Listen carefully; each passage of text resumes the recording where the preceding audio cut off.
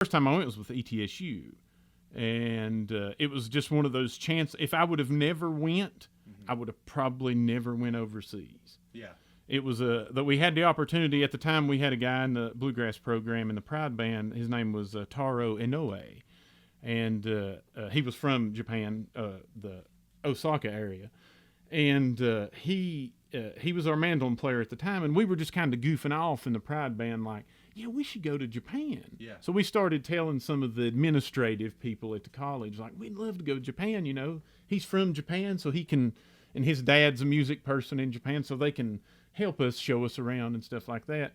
Well, like anything else, everybody thought it was a good idea, but funding was a problem to send, 6 or 7 people to Japan. And lo and behold, we were about to we were doing concerts to try to raise money. We were almost doing like bake sales. Yeah. To see if we could raise enough money. I mean, that's to get us there. Probably worked, I'd say, yeah. I mean, we raised some, but we were still far off. So the lady at the time, her name was Dr. Jean Haskell. She was the director of Appalachian Studies, which was the umbrella for all the Bluegrass program. And she was just sitting in her office. This was still in our minds, everybody's minds, but it's not looking good.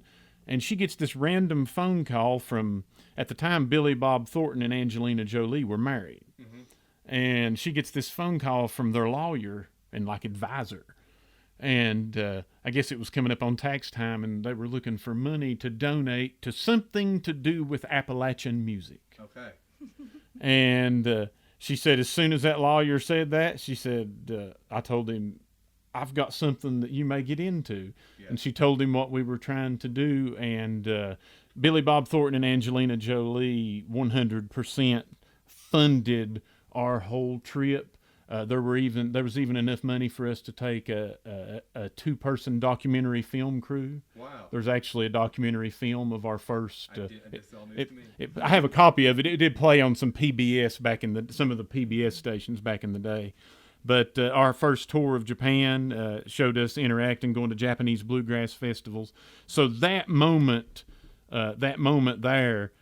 Where they paid for that, and also they even gave more money, and there was enough for even a scholarship that lasted 4 or 5 more years that they were able to give to other students. So that was all funded by them, and that created my love.